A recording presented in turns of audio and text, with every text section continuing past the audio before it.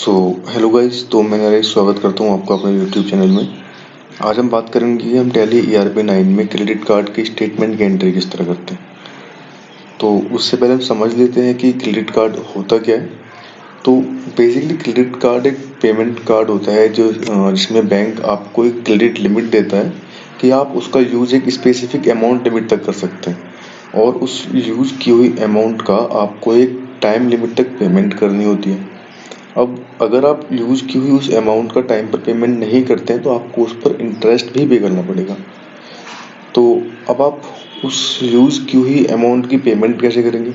तो आप उसे कैश भी कर सकते हैं या अपने किसी बैंक अकाउंट से भी पेमेंट कर सकते हैं।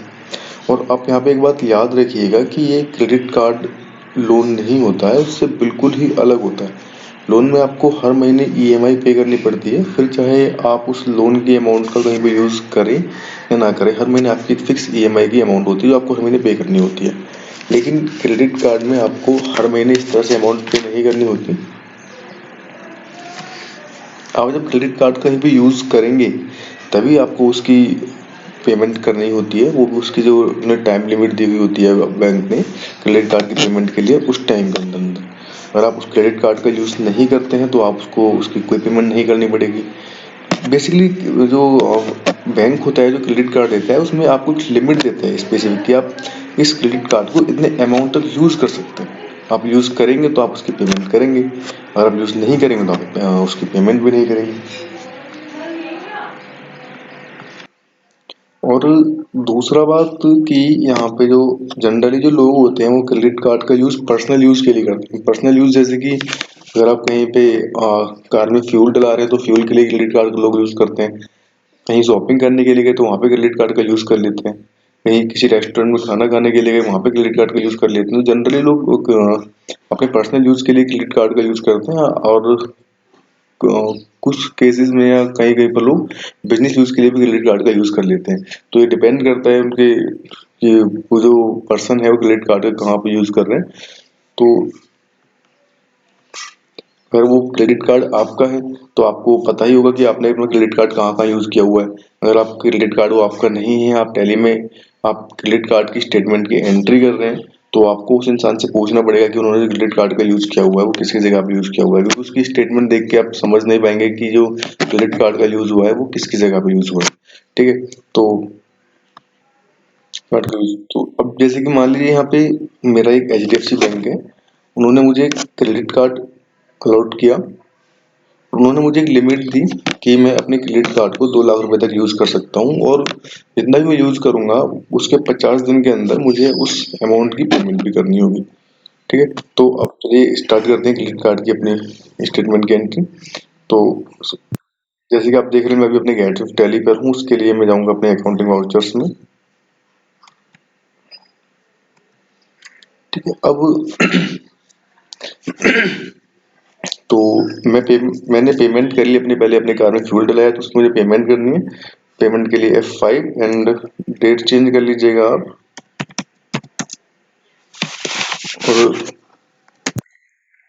अच्छा, एक बात देखिएगा कि आप यहाँ पे अपने पर्सनल यूज के लिए यूज कर रहे हैं क्रेडिट कार्ड को, तो पर्सनल यूज हमारे ड्राइंग्स होते हैं। तो हम यहाँ पे लेजर क्रिएट करेंगे ड्राइंग्स का।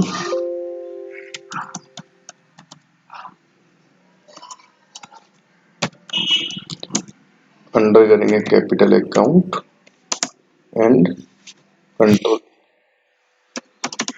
500 क्रेडिट।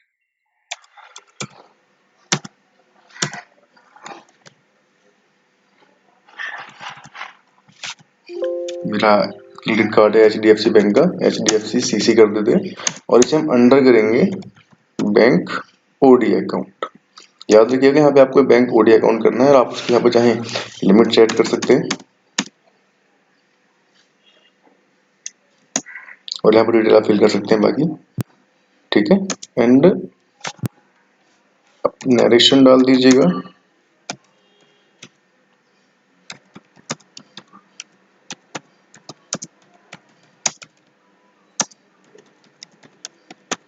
एंड सेव कंट्रोल पे। ठीक है। अब हम इसका अगर खर्चे को देखें तो हमारे लेजर में जाके अगर हम चेक करें अपना HDFC CC का,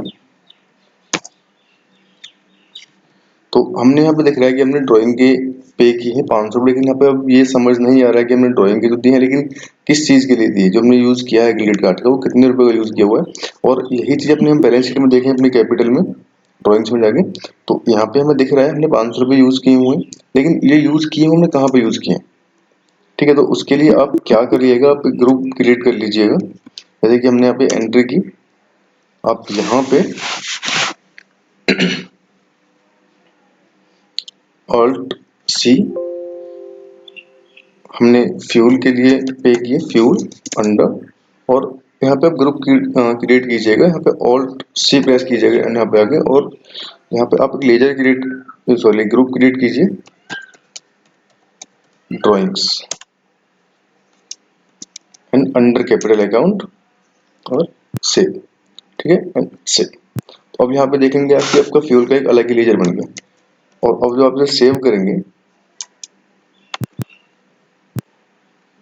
नाउ जब आप चेक करेंगे बैलेंस शीट में एंड ड्राइंग्स, तो अंडर एंटर करने पे आपको दिखेगा कि आपने फ्यूल के 500 रुपये पे किए थे। ठीक है, सेकंड जो मैंने पेमेंट की अपनी, मान लीजिए मैं किसी रेस्टोरेंट में गया खाना खाने के लिए, तो उसका लेजर क्रिएट करूंगा फूड एक्सपेंसेस। अब यहाँ पे आपको अपना ग्रुप सिलेक्ट करना है ड्राइंग का, and enter credit HDFC CC। यहाँ पे आप नरेशन डाल दीजिएगा, और अब हम चेक करें अपने बैलेंस शीट में, तो आपको यहाँ पे अपने अपने सेपरेट अपने एक जो एक्सपेंसेस हैं क्रेडिट कार्ड से आपको यहाँ पे अलग दिख जाएंगे। और लेजर अगर चेक करें तो लेजर में भी आपको अपने एक्सपेंसेस के नाम अलग अलग उसके नाम से दिखेंगे।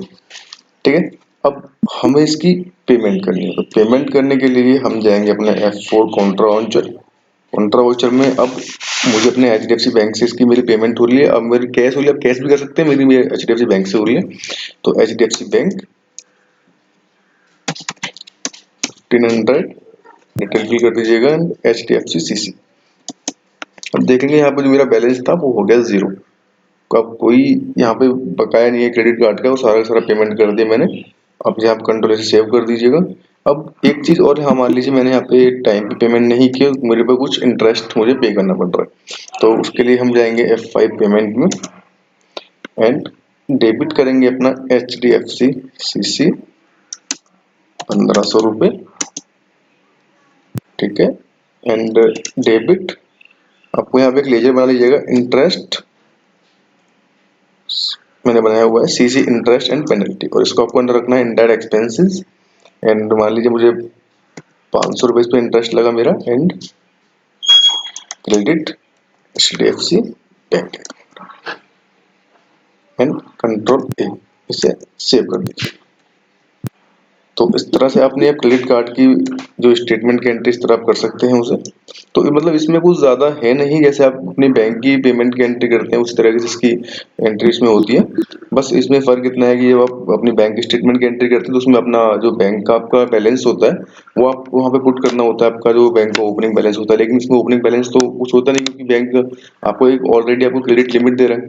ठीक है, आपको उसमें बैलेंस नहीं है ना, तो वहां पे आपको सिर्फ बैलेंस, उसमें ओपनिंग बैलेंस नहीं डालना है, सीधे आपको अपना क्रेडिट कार्ड का लेजर क्रिएट करना है, अपनी पेमेंट की एंट्री करनी है जो आपने उससे पेमेंट की है, जो यूज किया उसका, और फिर जो आपने क्रेडिट कार्ड को पेमेंट किया उसकी सीधे सीधे आपको पेमेंट करनी है। तो बहुत कुछ ज्यादा इसमें कुछ है नहीं। और अगर आपको होप गाइस आपको वीडियो अच्छी लगी होगी, समझ आई होगी, अगर वीडियो आपको अच्छी लगी उसे लाइक कीजिएगा, शेयर कीजिएगा। Thank you guys.